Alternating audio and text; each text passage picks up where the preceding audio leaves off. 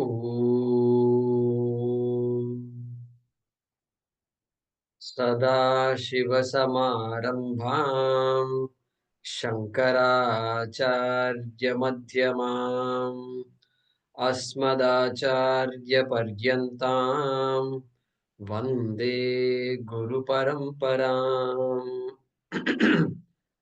Om Sahana Vavatu Sahanau Bhunaktu Saha Virjam Karavavahai Tejasvi Navadhitamastu Ma Vidvishavahai. Om Shanti Shanti Shanti.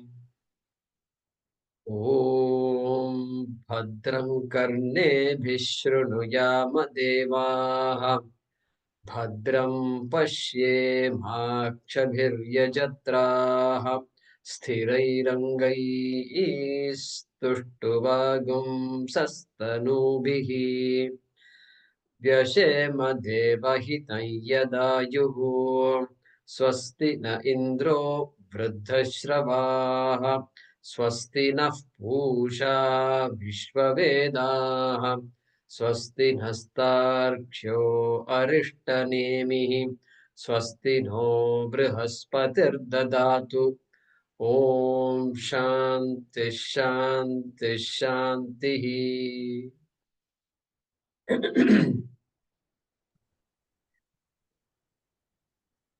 Today is the second class of our Mundakopanishad Shankara Bhaashyam course.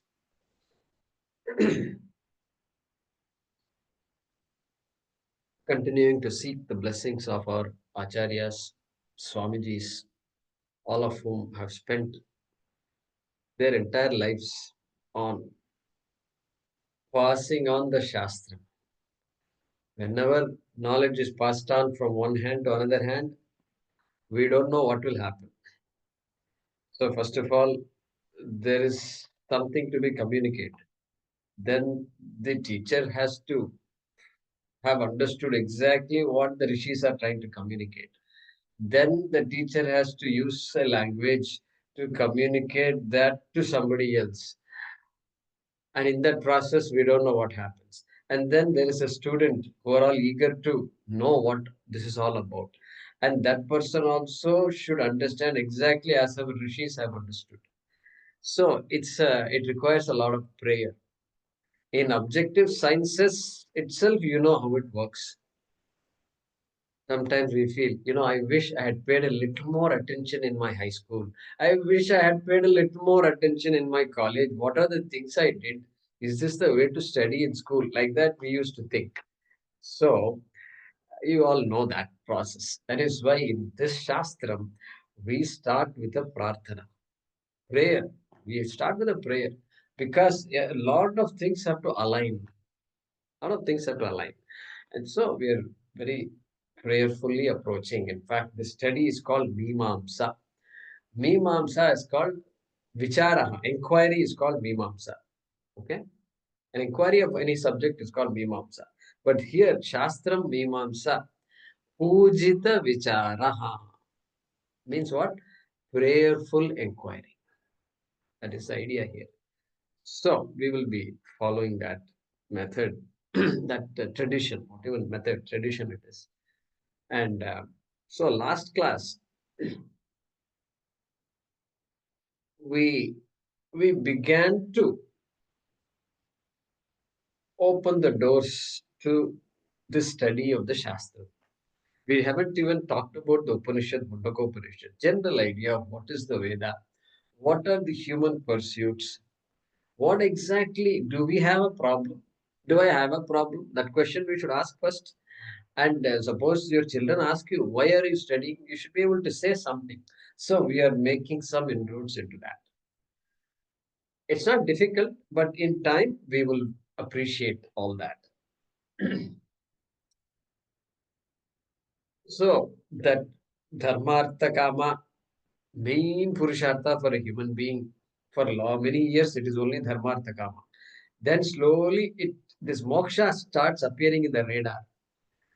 Like they show uh, the radar, the weather radar, and then slowly something comes that they can't figure out.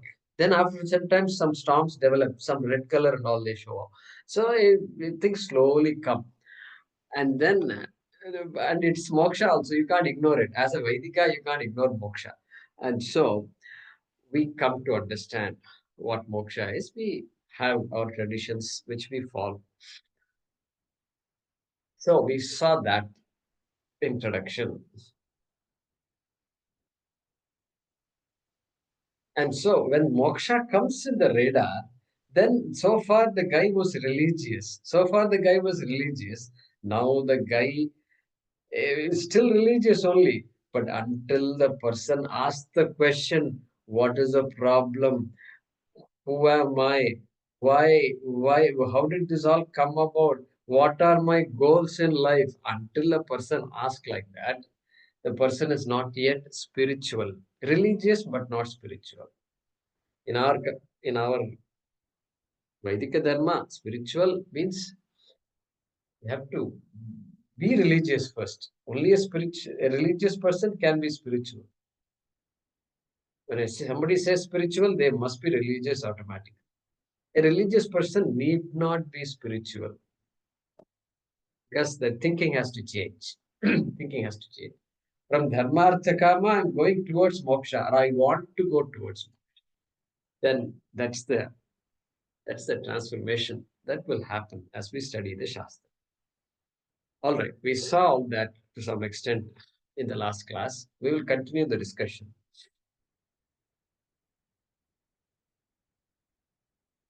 In this study, formal study of Shastram, we talk about what is called Prasthanatrayi. Prasthanatrayi. Suppose somebody asks, what text do you study? Advaita Vedanta is there. Even Vishishtadvaita and all, there is something called Prasthanatrayi. Prasthanatrayi means what? Upanishad is the primary text because it's Vedic. It's part of the Veda. Upanishad is part of the Veda. That is number one, primary. Then we have something called Bhagavad Gita. Bhagavad Gita is very important for us. It is not part of the Veda, but it is derived from the Veda, taught by Krishna to Arjuna. And so, because Bhagavad Gita is in keeping with the Veda, for us, Bhagavad Gita is as good as the Veda. It's called Panchamo Vedaha. All right. Then we have another text, okay, called Brahma Sutram. Brahma Sutram. It is a set of cryptic, not even sentence. You can't even say Atato Brahma Jignasa. It's not even a sentence. It looks like a sentence. It's called a Sutram. Very cryptic. Very cryptic. In the ashram, we spent 1 month studying one sutra. 1 month. So it took us 4 months to complete four sutrams. There are 500 sutrams in this Brahma Sutra. This was written by Vyasa. All right, we will look at it later. The way we study this is we study Bhagavad Gita first because it's more elaborate. It talks about more and more things. It talks about more about life. Upanishad assumes you already know a lot about life. You already know the limitations of dharma, artha, kama. You are already a religious person. You are already an adhikari. I'll use the word adhikari. So new students may wonder what is this word adhikari. Let me say what it is. Whenever we've studied in school and in college and so forth. When you join school, you took LKG 1, 2, 3 grades, etc. What is the person applies? You move cities and then you apply. Your children are going to school. You have to apply fifth grade. Why fifth grade? They're going to ask what fifth grade. You have to show the fourth grade, whatever the marks report. Okay, report has to be shown, and the school certificate must be there. Then they say, okay, this person, your son or daughter, is qualified to join fifth grade. What is the qualification? Finishing fourth grade is a qualification. Very easy to say. In that case, it's very easy. Applying for college. Who should apply for college? Well, you must have a bachelor's degree. Some kind of a degree you must have. Sorry, you must have a high school degree so that you can apply for a bachelor's course. That's the qualification. So the qualifications are all very set in our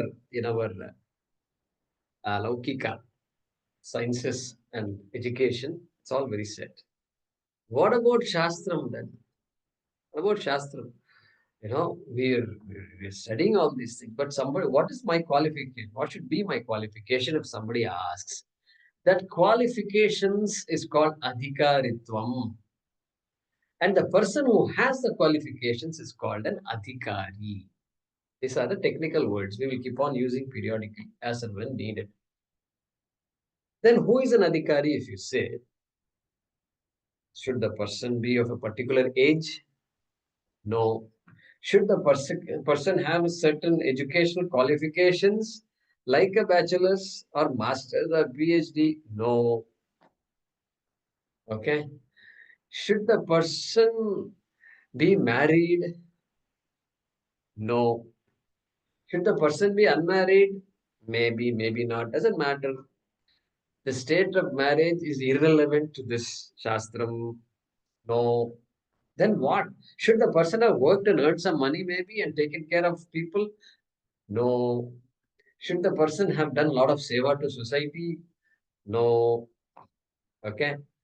Nothing. If you look at the Adhikari, these things that are generally put in your resume starts with your name, address, phone number, and then current employment, and then education. Then you list all the education, and then awards. No such thing. None of that makes us an Adhikari. Then what is it that makes us an Adhikari, if you ask? Shastram is very clear. Vivekaha. First one. Four entries are there in this list. Okay. So Vivekaha means what? Ability to appreciate that there is something called Atma which is very different from Anatma. Okay. This is called Viveka. Atma Anatma Vivekaha. Atma Anatma discernment is called Viveka.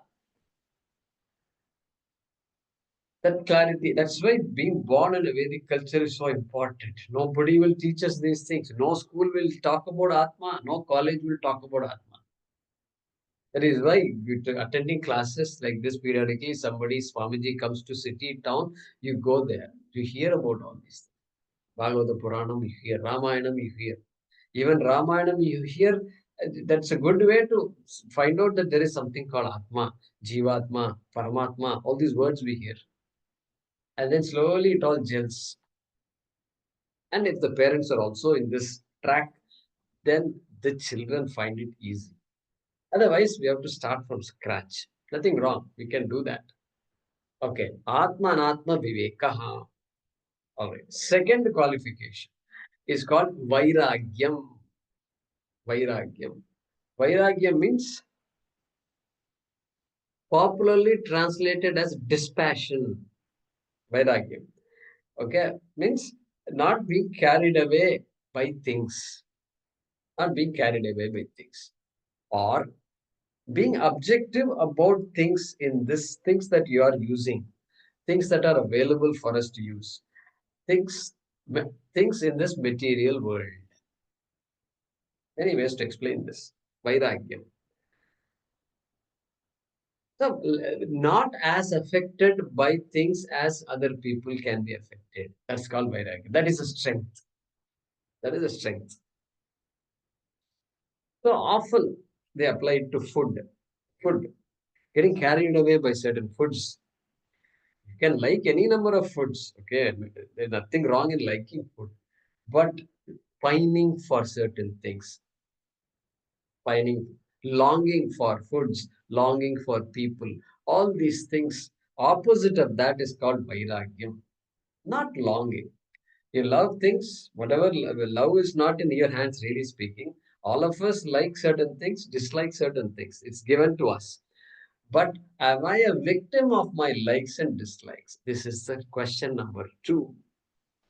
If to a large extent I can say, you know what, I have some dispassion. And finally, why do they talk about dispassion? Knowing the limitations of all the things that we use in our life. Knowing the limitations. Why should I know the limitations? Because they are limited. I think person X is going to make me happy. I think this house is going to make me happy. Like this, I think my job is going to make me happy. Look at all the people lining up the psychologist offices. They all have jobs, big jobs, high paying jobs they have. How come they are not happy? You ask them. So this idea that this is going to make me happy, that is going to make me happy, like that, if the big list is there, then understanding clearly that everything is needed, everything is needed for survival, but nothing really is going to give me permanent ananda. That that is coming from vairagyam and then viveka. Understanding is viveka, vairagyam is helping that understanding by understanding the limitations of things. All right. Next, third quality, emotional maturity. Emotional maturity. In these days in America, I heard a phrase, emotional intelligence. I heard the phrase, emotional intelligence, emotional quotient. There, IQ. IQ we've been hearing long ago, but EQ suddenly they say. America is learning. One thing I like about America is they're good at learning stuff. Unlike our fellows who think they have learned everything. Our problem is we know everything. When somebody says, I know everything, that's it. His learning stops after that. So, America is good about that. They find systems and they will do something or the other and they'll come up with a system. Food pyramid will come. See, they don't bother consulting the people who know, but they will come up. They'll figure out the food pyramid. Then they will say protein too much less, and then a high protein diet, and then somebody will talk about high protein diet, and they become a millionaire, and then it'll be gone after that. That whole fad will be gone. So people will forget about it also. Anyway, but emotional maturity. We have a technical word here. It's called Shamadamadi Shatka Sampatti. Shama Damadi Shatka Sampatti.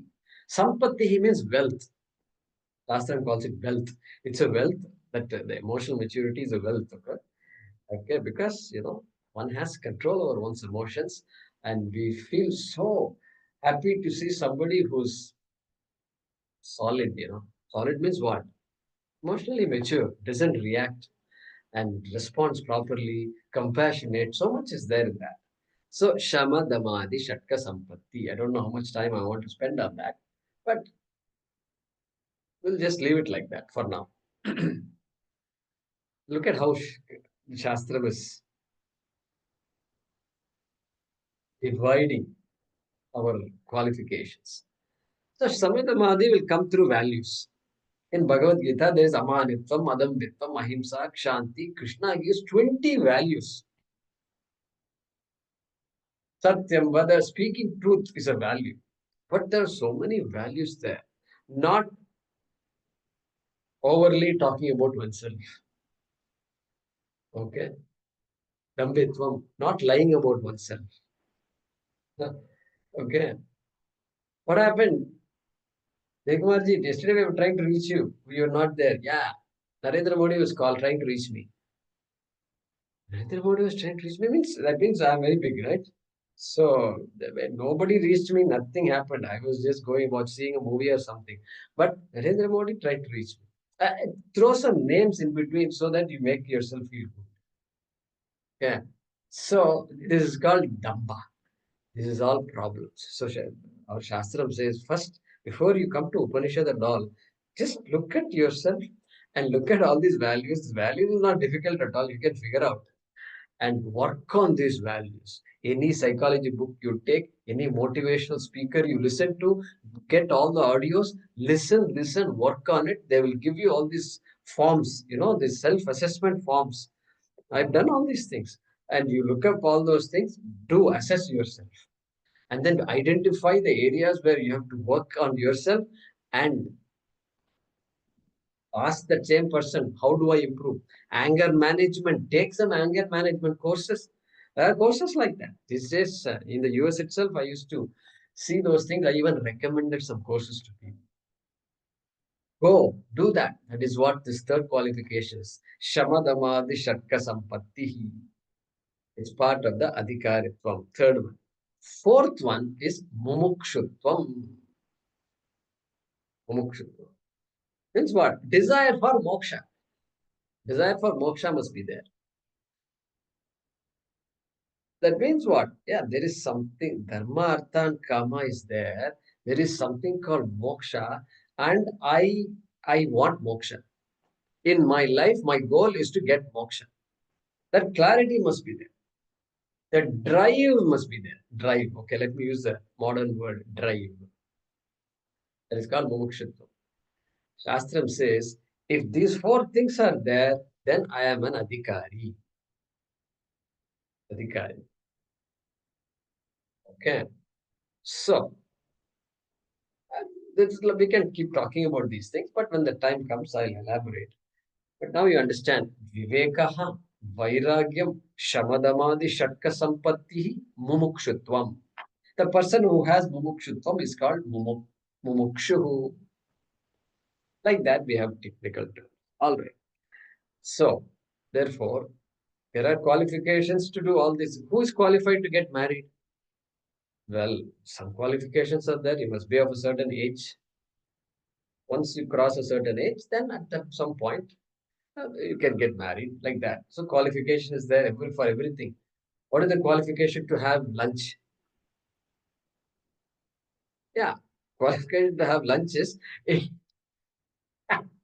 it must be more than 5 minutes after your breakfast. Okay, so just had a heavy breakfast and then no 5 minutes. What about 1 hour? Okay, push a little more like that. We say, and then once the stomach start growling, that's a sign that you are qualified to have a meal like that. They say here, pasicha saapadu, pasikka saapadu. They say, you eat when you're hungry. And then how much I should eat? Eat so that you're slightly hungry. Slightly hungry. The stomach wants a little more. At that time, you stop. Like that, it says. So, they're all very interesting things. Purayet, Purayet, Ashanena Ardham. This is one shloka. Purayet, Ashanena Ardham. Chat Tritiyam Mudakena tu Vayo Sancharanartham Chaturtham Avaseshayet. Now I'm getting it. Purayet Ashanena Ardham. Hey, fill up your stomach with solids half. Half the stomach fill with solids.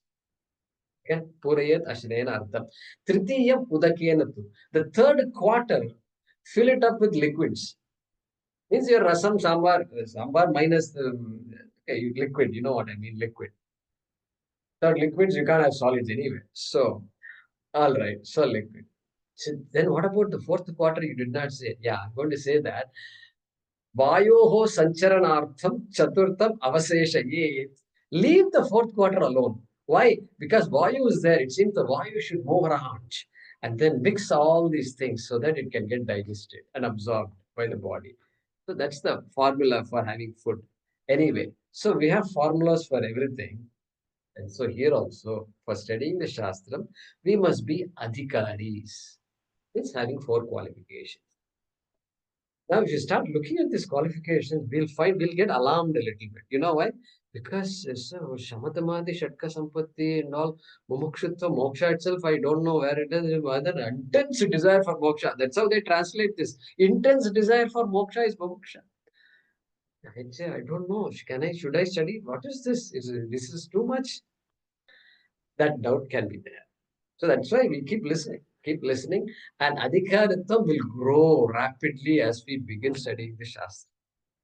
It will grow along with this. The more I study, the more interested I become. The more interested I become, the more I will let go of a lot of things that have been taking my time. Okay, so that's how we grow into the Shastra. All right. All this I said, I had a line here. I have some in my screen here. I have some bullet points, and I have written down Upanishad, introduce Upanishad. That's all I said. That bullet point, all this came out. Okay. And so I've still not introduced Upanishad. But I've introduced also because Prasthanatrayi is there, Upanishad, Bhagavad Gita, Brahma Sutram is there. So these are the things we study. If you go to the ashram, these are the texts we study. All right, Upanishad comes from the Vedas. We have four Vedas, and each Vedas has some Upanishads in it. For example, Rig Veda, Aitreya Upanishad.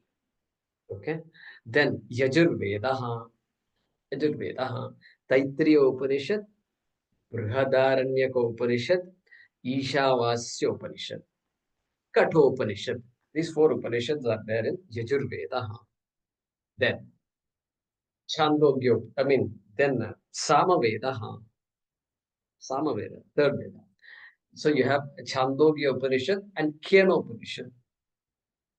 Yeah, then we have this Atharvana Veda. So there are some Upanishads called Mundaka Upanishad, Mandukya Upanishad, Prashno Upanishad. Okay, these three are there in this Atharvana Veda. So what we are studying now is the Upanishad that is extracted from the Atharvana Veda. Shankara will say, Atharvana is going to say now, shortly. And why these 10 Upanishads? Well, these are the primary Upanishads. We have many Upanishads. They say 108 Upanishads, and they say there were many more Upanishads which have been lost. Okay, see how how things can get lost. You know, some of the most important things in our life can get lost.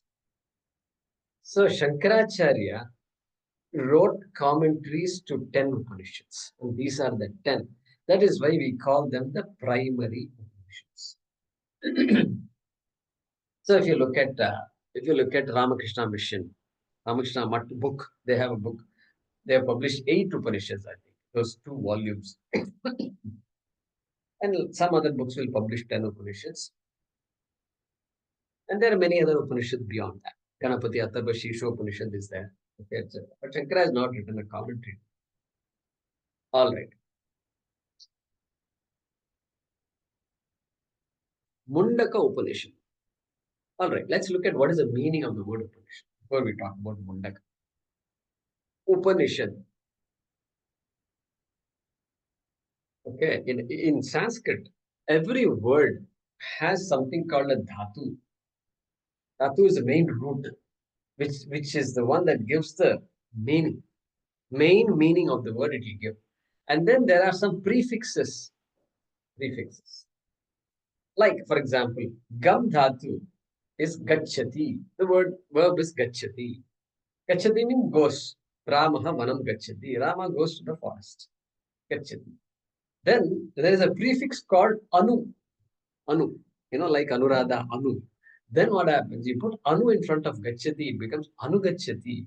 Anugachati means also goes, but follows. Ramaha vanam gachati. Lakshmanaha ramam anugachati. No, that's a mistake. You know why it's a mistake?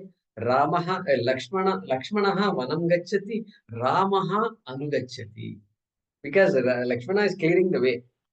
He's going first. Then Rama follows Lakshmana. Okay, both might be correct in different contexts. All right. So anugachati follows.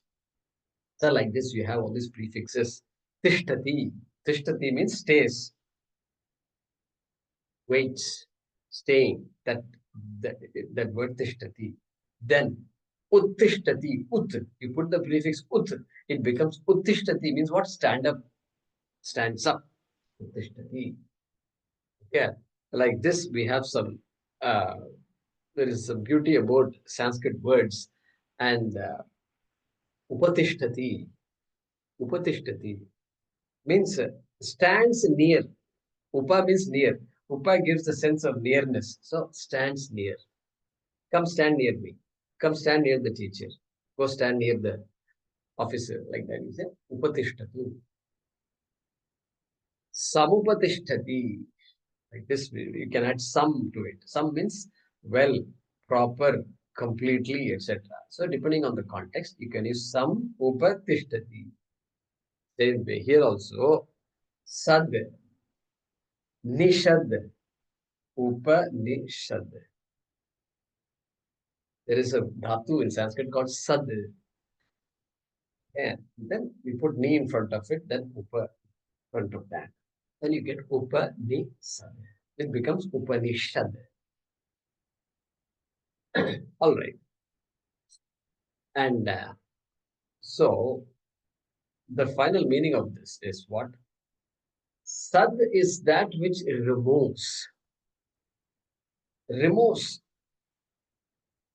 Okay. The ignorance of what? Self. Upa is that which is most near to us. The most near to us is our own self. So that which removes, that text which removes the ignorance of the self, nearmost, innermost, you can say, nearmost, nearest, not nearmost, nearest. That which removes the ignorance of the nearest thing to us. When does it do that? Ni means nischayatmakaha. When a person takes to this text with a commitment, not casual, not casual, you know. I'm doing a lot of things. I also want to study a little bit of Gita. Like that, you periodically, once a year, you attend Gita class. No, not like that. With a commitment, then that text is called Upanishad. Let me repeat that. Okay. The text which has some content, and what that content enables the person to remove the ignorance of the self. I will talk about why ignorance of self later. Advaita Vedanta, the biggest thing is ajnana. So ignorance of the self is the cause for samsara, cause for this transmigration. And so that text which removes the ignorance of the self, which is the cause for transmigration, for the person who approaches this text with commitment, is called Upanishad. Correct? That's the broken up etymological meaning of this word, Upanishad. So Shankara will sometimes give meaning in our Kathopanishad class. He introduced the Upanishad with the meaning. He broke it down and things like that. Some of you will remember. All right. So that's the introduction. What we'll do now is, I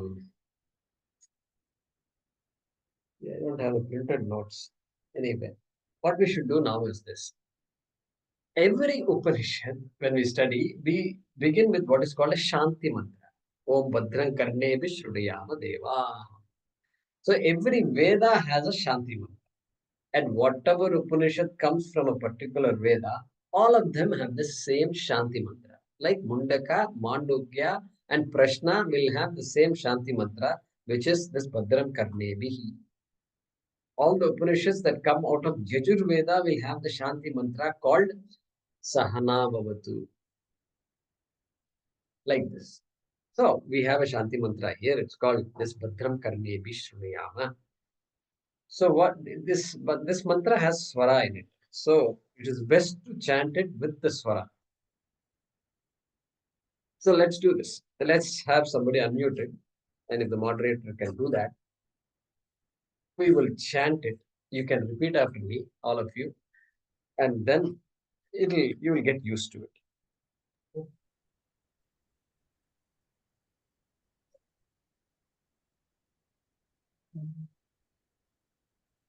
Okay. Yeah. Jyotiji, you want to do? I can do, yeah. Yeah. I mean, if anybody else wants to do, I'm okay to mute. Yeah. Okay. That's fine, Jyotiji. Yeah. Remain unmuted. Just repeat after me. Bhadram. All of you can repeat.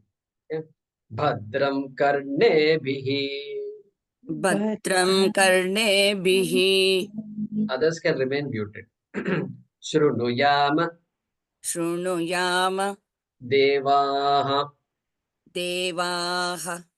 Bhadram Pashyema Bhadram Pashyema Akshabhihi Akshabihi Yajatraha Yajatraha Sthirairangaihi Stirairangaihi Tushtuvagum Tushtuvagum Tushtuvagum Saha Tushtuvagum Saha Tanubihi Tanubihi Vyashema Vyashema Devahitam Yadayuhu Devahitam Yadayuhu Swasti na Indro Swasti na Indro Vruddhashravaha Vruddashravaha Swasti na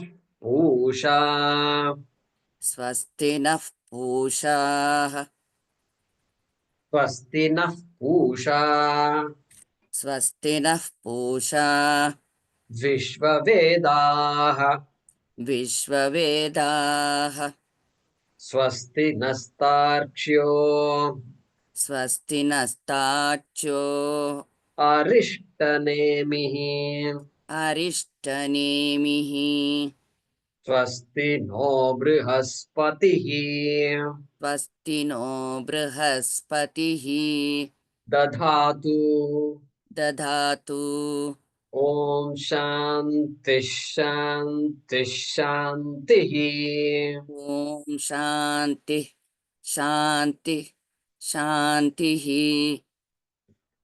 Okay, follow the swara carefully. So we'll practice this, okay, in this succeeding classes. So, so we are going to study the meaning of this mantra.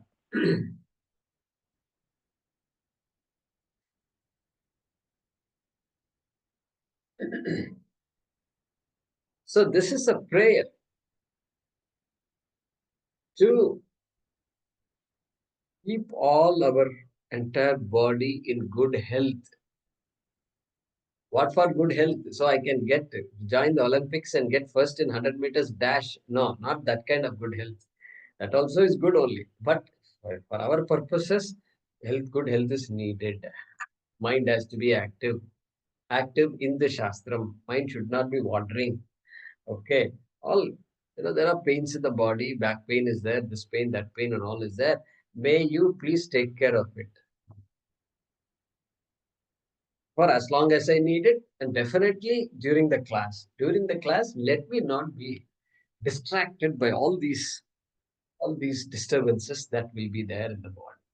That's the general meaning of this shloka. Okay? So let's look at that.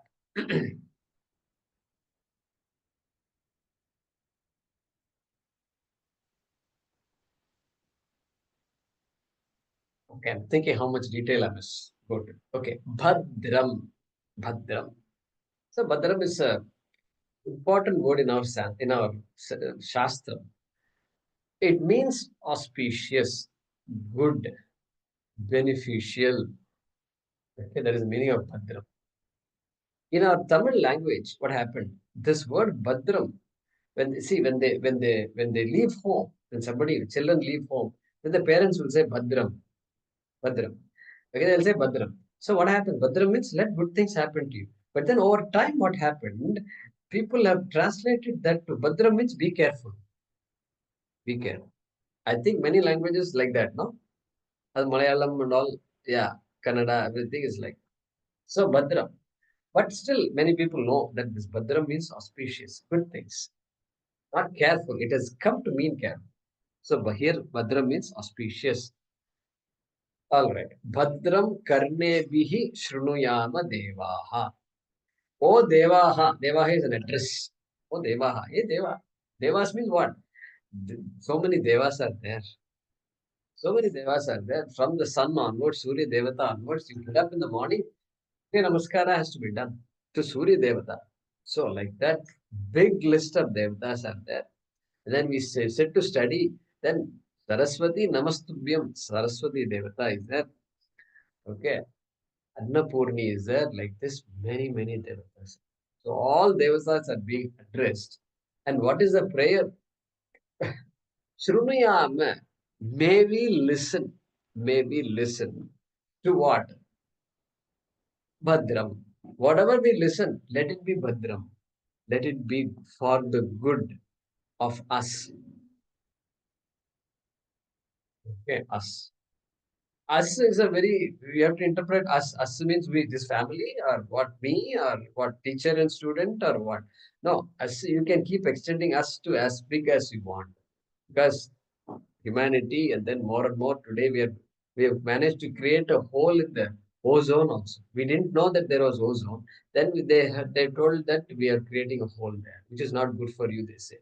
So us can, you can keep on extending us. But here, Shrunayama Devaha, maybe, at least the people in the class.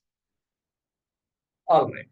Karnebihi Shrunuyama Devaha. Karnebihi. By how? By our ears, obviously. Listening by our ears. Karnebihi. By our ears. May we listen to auspicious things. And of course, Shastram is the most auspicious. Correct? And therefore, Shastram is very much included in this.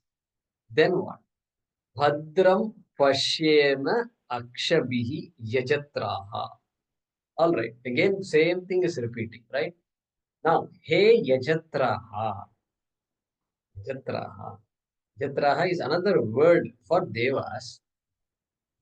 Yajanam or yajantam trayante iti yajatraha.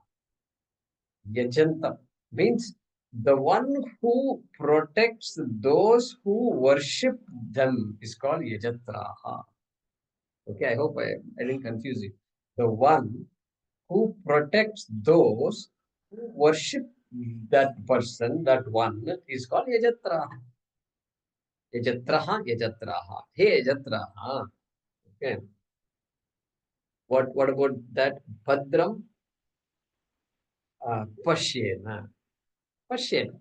So first Shravanam is over. Next Pashyena. Ears, eyes now. Eyes. So let us see auspicious thing. Means let us take charge of ourselves. And let us give me the knowledge to tell me what is worth seeing and what is not worth seeing, what is worth listening, what is not worth listening. And that's why parents are so important for children, because the growing child does not know anything. It has some caregivers and teachers and parents have to help the child. That's why children with either no parents or no caregivers in the initial stages struggle a lot in life. Why? Because they don't know what to listen, what to see. Nothing there. All right. Then Sthirairangai Sastanobihi Vyashema Devahitam Yadayuhu. That is one sentence. Sthirairangai Sastanobihi Vyashema Devahitam Yadayuhu. That's one statement. Okay. Vyashema, that is a verb there. Vyashema Devahitam Tushtuvagum Saha. Vyashema, may we be happy, may we engage in, may we be engaged in doing what? In Devahitam, for the benefit of the Devatas. May we do things, Tushtuvagum Saha, may we do things in order to please the Devata for the benefit of the Devatas. Tushtuvagum Saha, Devahitam Vyashema. Tushtuvagum Saha, Devahitam Vyashema. May we engage in propitiating the Devatas and please them for their good. Hita is good, you know. Why should I do this? Why should I worship Devatas? If I ask, those who studied Bhagavad Gita will give me the answer. The answer is what? Krishna said it. He said, Devan bhavayata nena te deva bhavayantu vaha parasparam bhavayantaha shreyah paramavapsyata. Hey, even our schools and colleges, schools are also teaching children these things. They say you have to rainwater harvesting. They say pollution. They talk about plastic pollution, this and that. Big list. Our children are telling us, teaching us so much these days. Why? Because don't ignore all these things. Don't ignore the ecology. Ecology Devata, Varuna Devata, Surya Devata, Ozone Devata. Like this, there are many Devatas. Appreciate them means appreciate that they are working, and you need to help them so that they can help us. That is what Krishna is saying in the Bhagavad Gita, in that shloka. I don't remember which chapter it is. It must be third chapter. 311 or 310, correct? 311? Yeah, something like that. So, that is what is said here. So, Vyashema Devahitam Yadayuhu. We'll come back. Sthirairangaihi Stushtuva. All right. Sthiraihi Angaihi. How should I do it? Hey, with proper Anga, all these Angas, my body parts are all Angas. My mind is an Anga. Sterehi Angahi. With proper effort, with proper emotional balance, with proper health, let me propitiate all the Devatas. Because I full focus, my focus is on them. If the basic things are not guaranteed, where is the question of proper life? All the money I earn is of no use if health is not there. What is the use? Very sad it is. So we struggle sometimes. We struggle with poor health. All doctors, we can go to all over the world and find the best doctor. But health is not cooperating. What to do? So it's a prayer for health. With good health, I am propitiating Devatas also. Okay. And then Vyashema Deva Hitam Yadayuhu. Yadayuhu. As long as I survive, Yadayuhu. Let me be given long life. And during that long life, let me do this. Let me be conscious about what I'm doing. Let me be conscious about all the forces operating. That is why in Pancha Mahayajna, there is something called Pancha Mahayajna. See how much there is to talk about. There is Pitru Yajna, there is Manusha Yajna, Bhuta Yajna, Deva Yajna, Brahma Yajna. Deva Yajna. Okay. So, Pitru Yajna is my own ancestors I have to propitiate. The reason I'm here is because of my own generations, previous generations. That is Pitru. Then Manushya, people, humanity, Manushya Yajna, I'm supposed to help humanity. That is my job actually. It's a Yajna, not simply lip service. Then Bhuta Yajna, ecology is there. So all these plants are all there, waters and everything. That's all ecology, including the ozone, upper atmosphere. What's going on? I need to know what's happening. Then they say now space debris. And I looked up one day and how many satellites the countries have sent. America has sent some 2,500 or 3,000 satellites. Said 3,000 satellites? Is that what you need to survive today? 3,000 satellites are needed. Everybody's joining the race. Big list is there. Russia has sent so many, like this list is there. India has sent some 50 satellites or something, it seems. So, and debris, you go there, blast the whole satellite out. Once it's not working, blast it. And so it's all debris.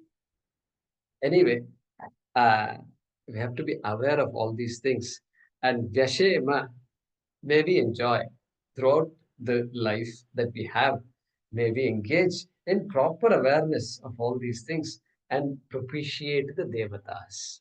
Pushtuvagam. All right. Then Swasti. Swastina Indro Vriddhashravaha.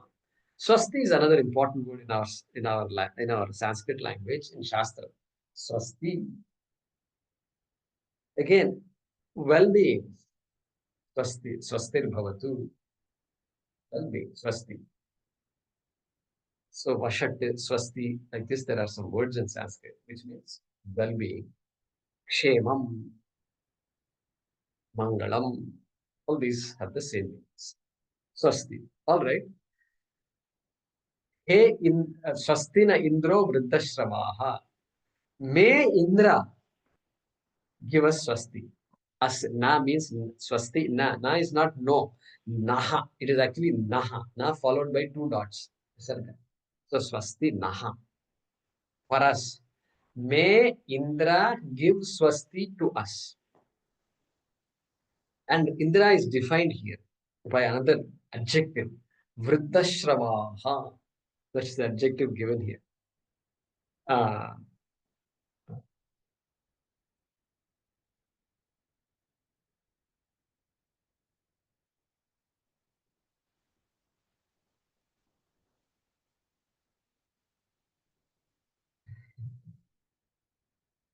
So there's a definition for Vriddashravaha. Okay. So the one who Vriddaha, you know who Vriddaha is? Vriddaha is an elder person. It's called a Vriddaha. Yuvakaha is a young person. Vriddaha is an elder person. And then Vriddebhyaha Shrunoti iti Vriddashravas. One who listens to elders. What a definition it is, Indra. Indra didn't look like a guy who listened to elders for me. But anyway, that's what Shastra is saying. Because Indra is doing a lot of mischief and all. So that is one meaning. Another meaning is Vriddeshu Shravaha Yasha Yaseti. Don't worry about the actual etymology.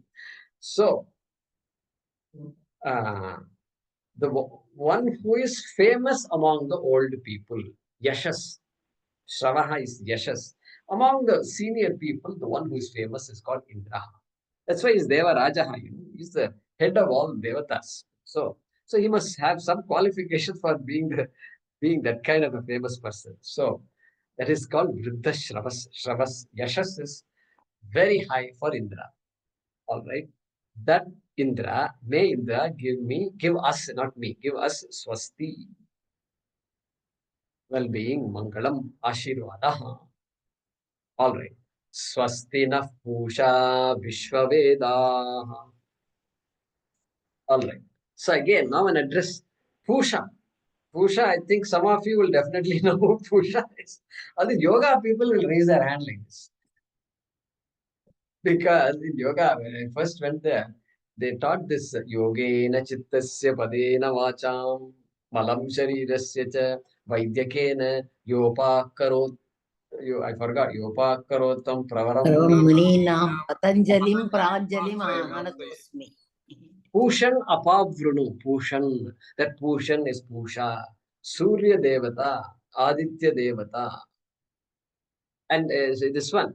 This one. Surya Namaskara also Pusha comes. Om Pushne Namaha.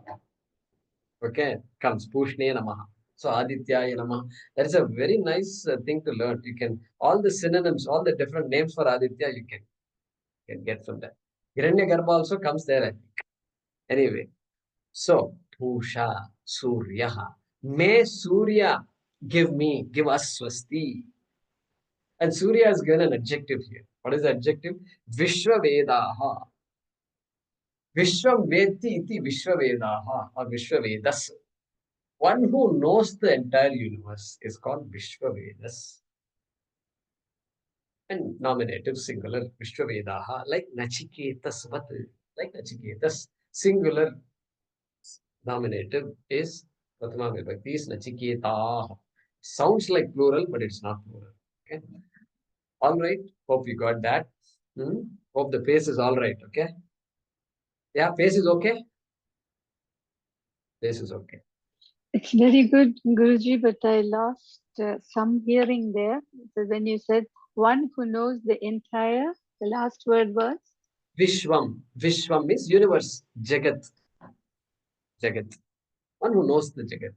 Means one who is all-knowing. Ityarthaha. Sarvajnaha.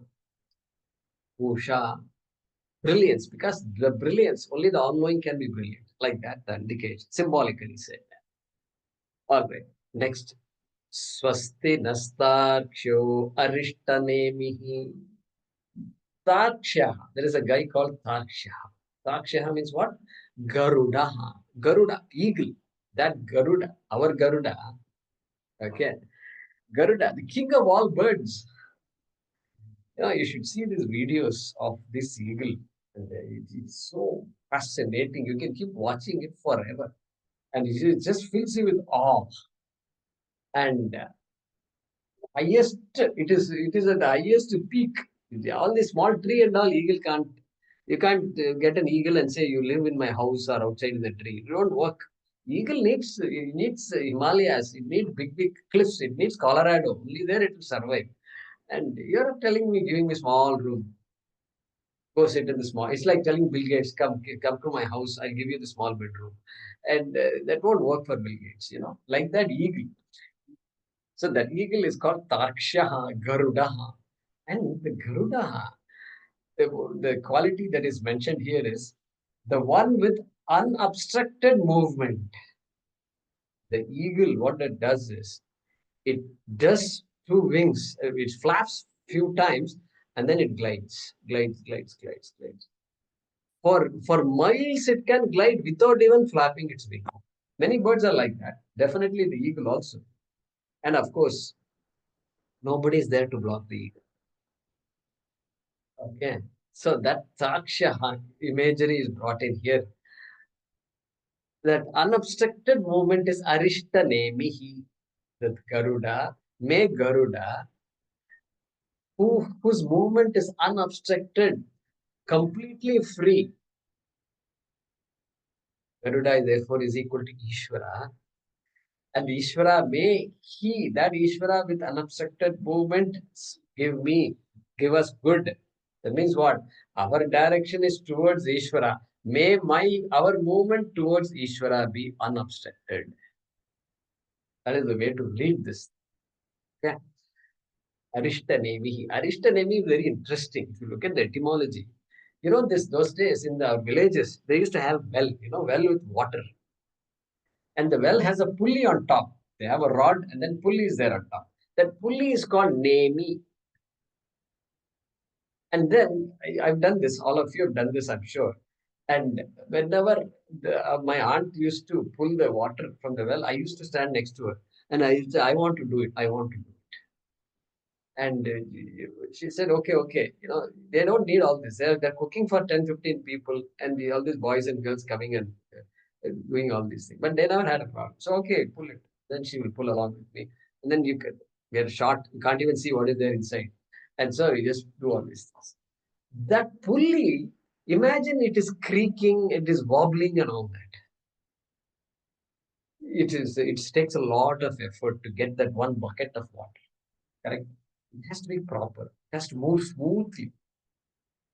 Arishta, smooth movement. Unobstructed movement of that pulley. Literal meaning it is. But here, Garuda's grand movement. Garuda's movement. Nobody can stop the Garuda. So, may that Garuda bless us. Next, Swasti no Brihaspati Dadhatu. May Brihaspati give me Dadhatu, give us Swasti. Give us Swasti. Brihaspati Devanam Acharya. He is the Acharya of all the Devatas. So, including Indra. Indra was already talked about a little earlier. Swastina Indro Vruddhashravaha. Now, Swasti no Brihaspati Dadhatu. So that Brihaspati, Vakpatihi, Vachaspatihi all mean the same thing. We definitely need Brihaspati's blessings. Om Shanti Shanti Shantihi. These Shantis are very popular in our Shastram. And all our Shanti mantras end with Shanti, Purnamada, ends with Sri Shanti, etc. So that's again, there are three types of obstacles. All of you know this. Many of you who attended the classes know this. Three types of obstacles. One is called the obstacles which you have no control over. A storm is approaching. What control you have? No control. Cyclone, earthquake, this volcano, etc. So these are all Deva Dattam it is. And so that's called Adi Daivika Tapam. Adi Daivika Tapam means what? The obstacles, Tapa, which are sustained by the devas, which are attributed to the devas. Adi Devika Tapaha. That is one type of obstacle. The first Shanti is meant to neutralize that Adi Devika Tapaha. So this is Adi Devika Shanti, meant to neutralize the Adi Devika Tapaha. All right. Then there are some obstacles coming closer to us. There are some obstacles which you and I have some control over. Some control we might have. So we're studying here, and there is all this motorcycle and car in India, the horn, all these noises you will hear. And so, can I do something about it? Yeah, I can close the windows. I can close the door. Okay, all this I can do so that I can minimize the noise. Some control I have over it. Like this, many problems we have some control over these kinds of difficulties, obstacles, problems. That kind of tapa is called Adi Bhautika Tapaha. Adi Bhautika Tapaha. Okay? Bhautika. Bhautika means surroundings. In this case, Bhuta means surroundings. All right. Then the last tapa is all the problems that are there in my own body. Outside, everything is silent. The place is very beautiful. There are no storms, nothing to worry about. The day is good. Then what? I have all this arthritis, joint pain is there, and cough is there, cold is running nose. Some people have a lot of running nose. Constantly, day after day, they have running nose. This is all problems. And if your body is all okay, mind is wandering. Mind is wandering. What can a wandering mind do?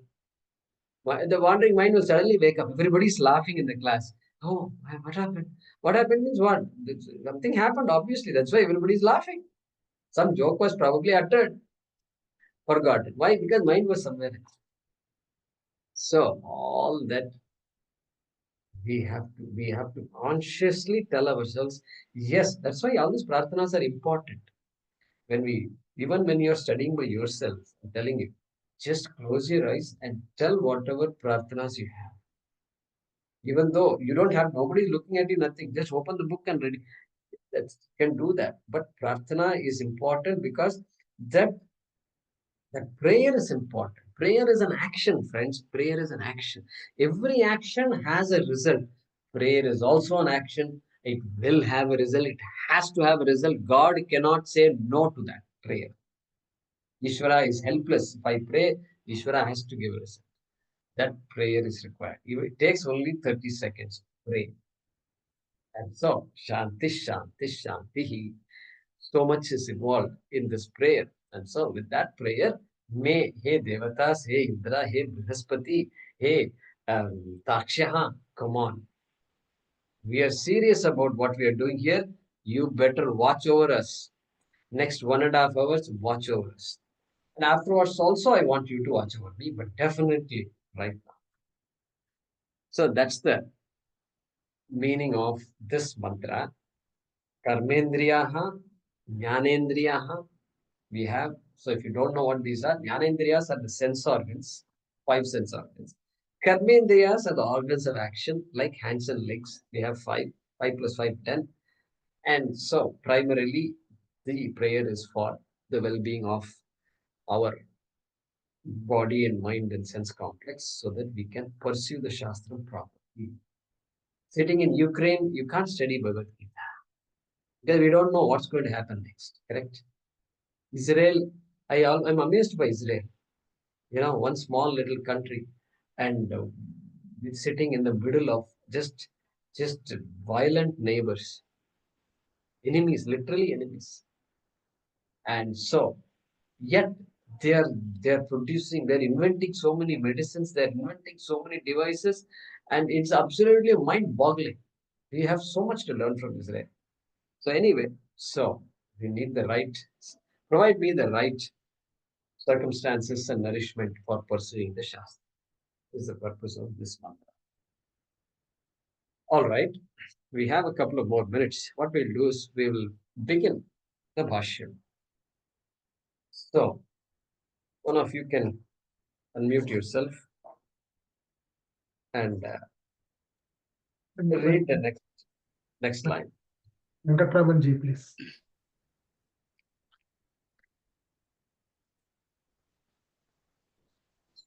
Yeah. So we are reading the Bhaashyam. Okay. So from your notebook or textbook. Om Brahma Devanam Om Brahma Devanam Ityadi Ityadi Atharvanopanishad Asarvaropanishad Asyaha cha Asya Vidya Sampradaya Kartre Vidya Sampradaya Kartra Paramparya Lakshana Sambandham Paramparya Lakshana Sambandham Adau Eva Aha Adau Veva Aha Swayam Eva Swayameva Stutyartham. Tushyartam. Yeah. So, as we've said before, we are studying the Upanishad, and you've seen the Upanishad has some three khandas, three chapters, let's say, three chapters, and three mundakas. The three chapters are called mundakas. These Vedas have a peculiar language. Each Veda has a particular language, Upanishad especially. And the chapters are called as what? Mundaka. There are three mundakas, three chapters.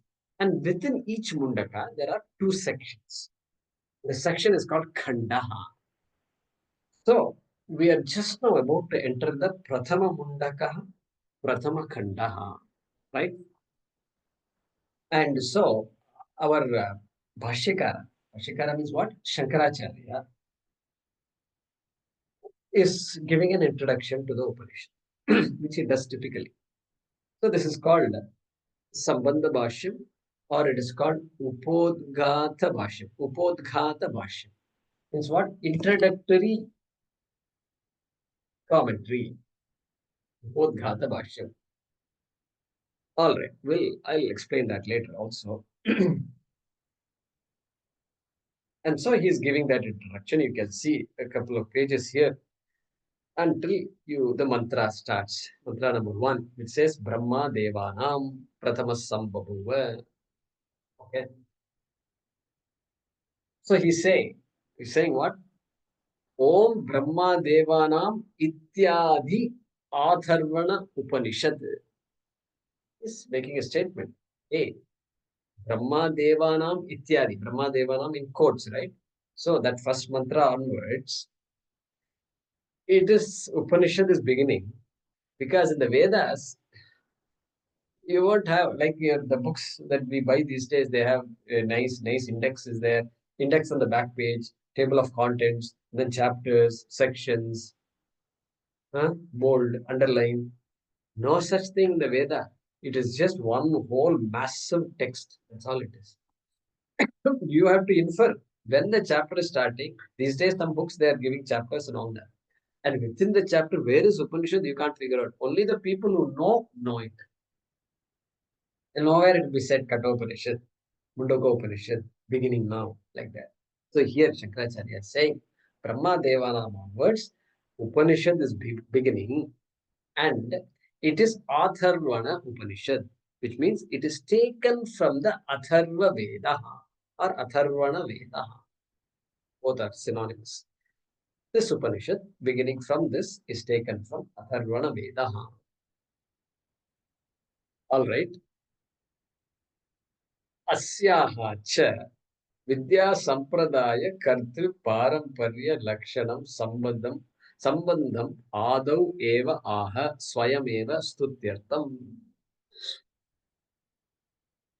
So sometimes we have some long sentences. The next sentence is going to be even longer. But what we'll do is we'll split these sentences, and then for our convenience and understand. The main words are what? Sambandham eva aha. Aha is a verb there. Aha. The Upanishad says, aha means tells, writes, tells, okay, presents. Upanishad presents. Okay. Presents what? Sambandham. Presents sambandham. Sambandham. So, like marriage alliance, sambandham, they say, sambandham. So, like that sambandham, here also there is a sambandham. What is the sambandham? Okay, look at this sambandham here.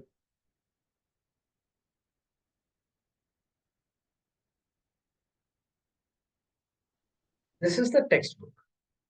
This is what we say Mundakopanishad textbook, Gita Press has given it. Okay, this is the text. What is there in the text? Content. This is just a piece of paper, a lot of papers bound together. It's an object. But there is something in this text. And that text, there has to be a subject matter. And that subject matter is Brahma Vidya. Okay. Then how do you know what is the connection between this book and Brahma Vidya?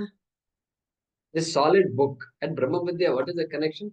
Hey, clearly that is the content of the text, my dear friends.